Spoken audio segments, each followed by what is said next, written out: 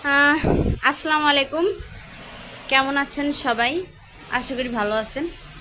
ও আমিও ভালোই আছি। তো যে কারণে আজকে এই মানে এই ভিডিওটা করতেছি সেটা হচ্ছে বাইরে প্রচুর বৃষ্টি হচ্ছে। ঠিক আছে, ক্যামেরায় অতটা বোঝা যাচ্ছে না, বাট ওই দিকে ধরলে দেখেন একদম সাদা হয়ে আছে। এত পরিমাণে বৃষ্টি হচ্ছে, দেখেন এত পরিমাণে বৃষ্টি হচ্ছে যে আমি কি বলবো। আমার বৃষ্টির সাথে সাথে বিদ্যুৎ চমকাইতেছে। আমি কিন্তু ব্যালকনির এই যে দরজার সামনে দাঁড়িয়ে আছি, এই যে ভয় লাগতেছে, কিন্তু তারপরেও ভিডিওটা ভাবলাম করি, কথাগুলো একটু শেয়ার করি, যে আমার একটা অভিজ্ঞতা, যে অভিজ্ঞতাটা হলো সেটা একটু শেয়ার করি।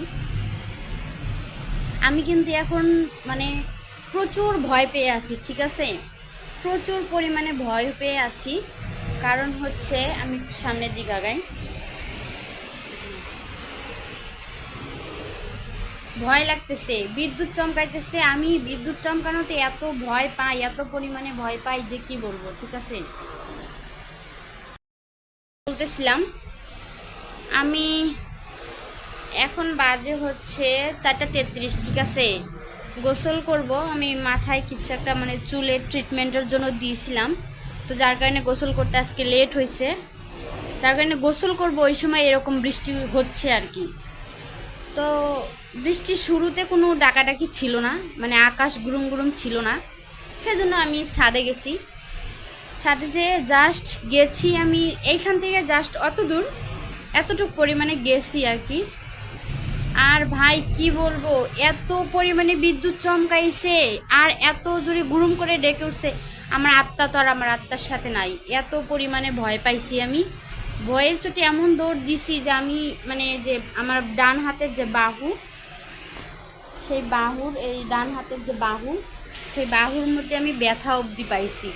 এত পরিমাণে ভয় পাইছি আর এত জোরে ডাকছে। তো যেটা হচ্ছে আমি বলতে চাচ্ছি যে বৃষ্টির সময় কেউ আসলে এরকম বৃষ্টির সময় কেউ কোনো দিন ছাদে বা বাহিরে বা ঘরের বাহিরে থাকবেন না, এটাই হচ্ছে আমার বলার। তো এই হচ্ছে কথা। আমি ওই ভিডিওটা, ওই আমার যে ভয় পাওয়ার ভিডিওটা, সেটা অবশ্য আমার কাছে একটু ক্লিপ আছে ভিডিওটা, সেটা আমি দেওয়ার চেষ্টা করব, একটা শর্ট ভিডিওতে দিয়ে দেব। তো আশা করি আমার কথাগুলো আপনাদের ভালো লাগছে, বা আমার কথাগুলো পরামর্শ হিসেবেই নেন, আর যে উপদেশ হিসেবেই নেন না কেন, সেই হিসেবেই নেবেন। তো ভালো থাকেন, সুস্থ থাকেন। ধন্যবাদ সবাইকে কষ্ট করে ভিডিওটা দেখার জন্য। আল্লাহ হাফেজ।